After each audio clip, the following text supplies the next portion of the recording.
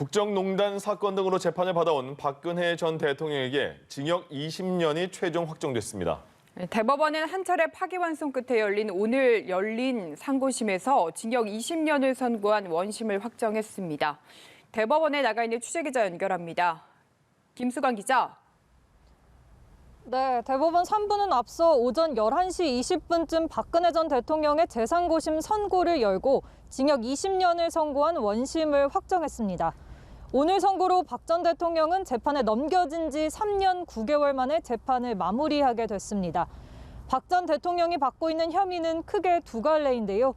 대통령 재임 시절 최서원 씨와 함께 대기업들을 상대로 미르케이 스포츠재단의 출연금을 강요한 국정농단 사건과 국정원 특활비 상납 사건입니다. 앞서 파기환송심 재판부는 지난해 7월 박 전 대통령의 뇌물 혐의에 징역 15년과 벌금 180억 원을, 이외에 직권 남용 혐의 등에 대해 징역 5년과 추징금 35억 원을 선고했습니다.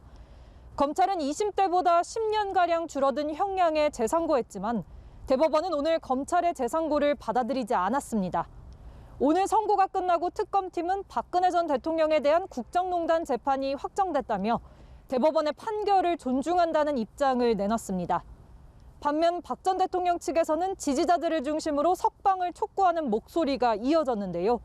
특히 조원진 우리공화당 대표 등은 선고가 끝나고 법원 앞에서 대한민국 법치가 사망했다며 박 전 대통령에게 자유를 줘 하루빨리 국민품으로 돌아오기를 기대한다고 주장했습니다.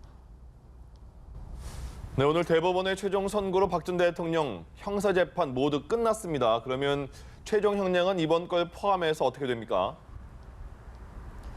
박 전 대통령은 오늘 재판과는 별개로 새누리당 공천 개입 혐의와 관련해 징역 2년을 확정받은 바 있습니다. 여기에 더해 오늘 대법원이 징역 20년을 확정하면서 형량은 모두 22년으로 늘어났습니다. 박 전 대통령이 형기를 모두 마칠 경우 2039년인 87살의 만기 출소가 가능할 전망입니다.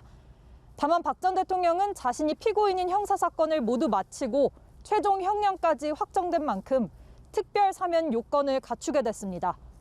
최근 정치권을 중심으로 박 전 대통령과 이명박 전 대통령의 특별 사면 얘기가 나왔던 만큼 오늘 대법원 선고 이후 사면론이 다시 논의될지 관심이 모입니다. 지금까지 대법원에서 연합뉴스TV 김수강입니다.